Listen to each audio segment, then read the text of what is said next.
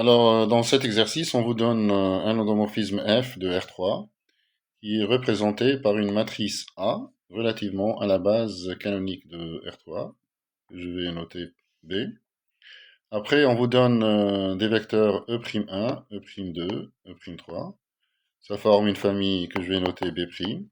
Donc B', c'est E'1, E'2, E'3. On vous demande d'abord de vérifier que B' est une base de R3. Et après, l'objet de cet exercice, c'est d'écrire la matrice de F relativement à la base B'. Donc là, ce qu'on a, c'est la matrice de F. Donc la matrice de A, c'est la matrice de F relativement à la base B. Donc pour cela, il faut utiliser ce qu'on appelle les matrices de passage. Et il faut utiliser la formule qui relie la matrice de F relativement à B à la matrice de F relativement à B'. Donc voilà, je vous laisse cliquer sur pause, de réfléchir à tout ça, et puis revenez à la vidéo pour voir le corriger.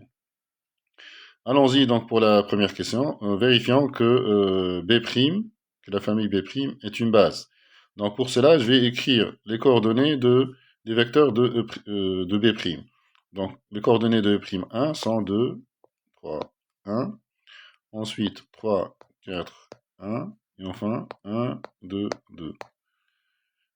Donc, je vais calculer le déterminant. Donc, je vais noter P cette matrice et je vais calculer le déterminant de P.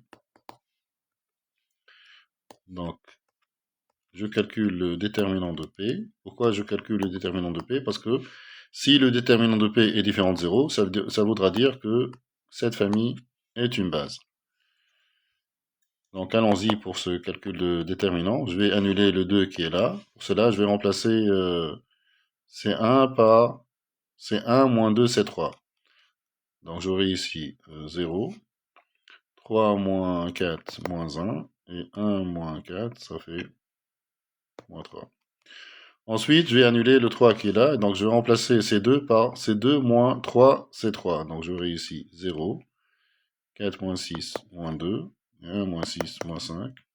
Et après, je garde la troisième colonne. Donc je développe suivant la première ligne, ça me donne ce déterminant-là. Là, c'est 1 moins 2. Et donc ça fait moins 1. Voilà. Et donc c'est différents de 0. Et donc avec ça, je peux affirmer que B' est une base. C'est une base de R3. Maintenant, sachant que B' est une base de R3, il y a ce qu'on appelle les matrices de passage, ou la matrice de passage de B à B'. Eh bien, c'est quoi la matrice de passage de B à B'? C'est l'expression de la deuxième base, B' dans la base B. Donc, vous prenez les éléments de B', vous les exprimez dans B. Mais ça, c'est exactement ce qu'on a noté par la matrice P. Donc ça, c'est la matrice P. C'est l'expression des éléments de B' dans B. Eh bien, on a aussi la matrice de passage inverse, c'est-à-dire la matrice de passage de B' à B. Donc ça, c'est l'expression des éléments de B dans B'. Eh bien, ça, c'est quoi? Ça, ce n'est autre que P-1. Voilà donc pour les matrices de passage.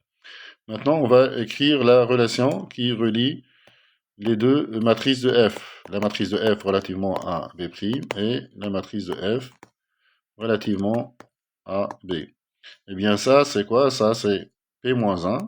C'est la matrice de passage de B' à B, multiplié par la matrice de passage, ou par la matrice de F relativement à B, que je multiplie à droite par la matrice de passage de B à B'. Donc, la matrice de F relativement à B', c'est quoi? Donc, c'est P-1 à P. Donc, il faut calculer P-1 et faire ce produit de trois matrices.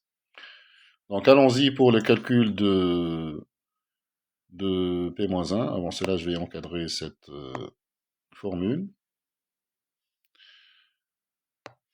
Donc, je vais réécrire ce que c'est que P. Donc, on a dit que P, c'est 2, 3, 1,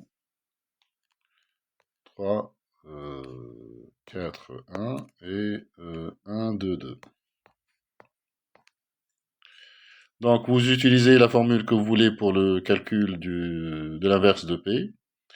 Ici, je vais utiliser la comatrice. Donc, je vais dire que P-1, c'est 1 sur le déterminant de P, qui est moins 1, fois la transposée de la comatrice de P. Donc, je suppose que vous connaissez cette méthode. Si vous la connaissez pas, je vous invite à regarder la vidéo qui parle de cette méthode. Donc, ici, je vais calculer la comatrice de P. Donc, c'est quoi la comatrice de P? Donc, je donne des coefficients, des signes aux coefficients, j'alterne. Et donc ici, j'aurai, donc je barre la première ligne, première colonne, et je calcule le déterminant de ce qui reste. Donc j'aurai 8 moins 2, donc ici j'aurai 6.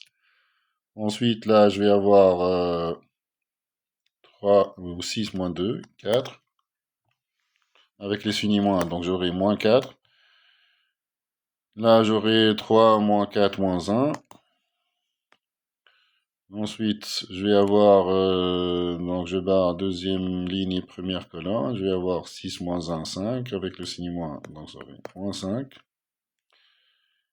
Ici, je vais avoir 4 moins 1, 3.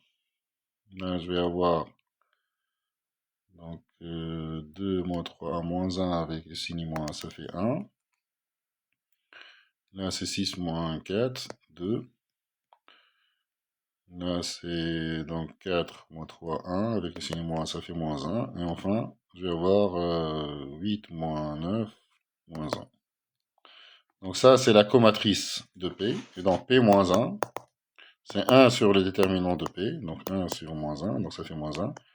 Fois la transposée de 6 moins 5, 2. Donc de cette matrice-là.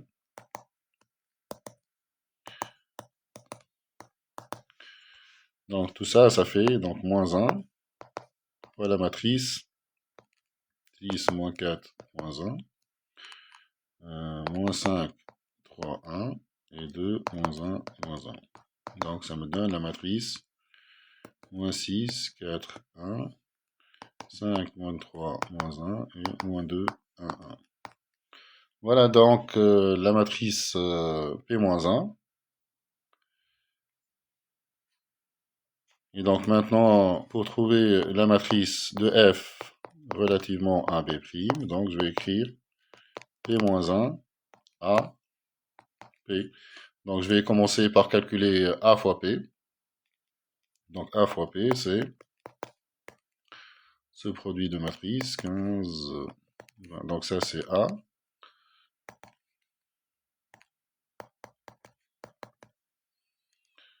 5, 8, 6, que je multiplie par P. Et donc P, c'est la matrice 2, 3, 1, 3, 4, 1. Et enfin 1, 2, 2. Donc je vais faire ce produit de matrice. Donc qu'est-ce que c'est que A fois P? Donc ici je vais avoir 2. Donc ça là, 30, moins 33. Donc ça fait moins 3. Et 5, 2, oui. Ici c'est 6. Ensuite 3. Ensuite ici je vais avoir 3. Oui. Là c'est donc 60, moins 60, plus 8. Donc là c'est 8. Donc là, 20 moins 30 moins 10 plus 16, donc ça fait 6. 16 moins 21, donc moins 5 plus 6, donc ça fait 1. Là, on aura 2. Et là, on aura, ça c'est un 6. Hein. Et là, on aura 6. Donc voilà A fois P.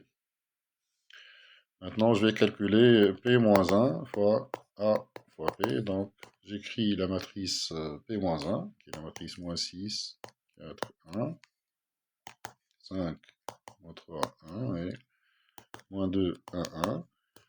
Je multiplie donc par la matrice AP, qu'on vient de calculer.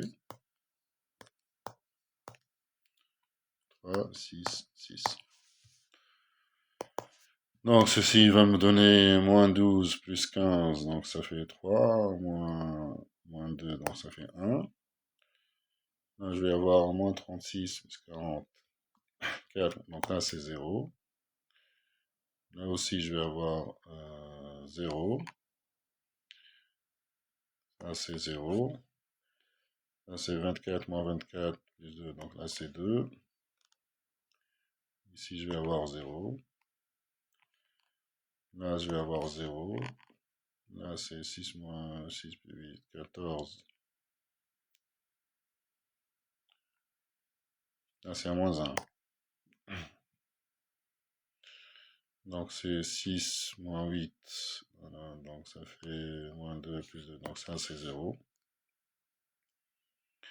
Et donc enfin ici je vais avoir 3 moins 6. Moins 3 plus 6. Donc là c'est 3. Voilà donc pour la matrice P-1 à P. Donc ça ce n'est autre que la matrice de F relativement à la base B'. Donc ça fait la matrice 1, 0, 0, 0, 2, 0 et 0, 0, 3. Donc vous voyez que la matrice de F relativement à la base B', c'est ce qu'on appelle une matrice diagonale. Une matrice diagonale, c'est une matrice très simple. Elle a des coefficients sur la diagonale et 0 et ailleurs.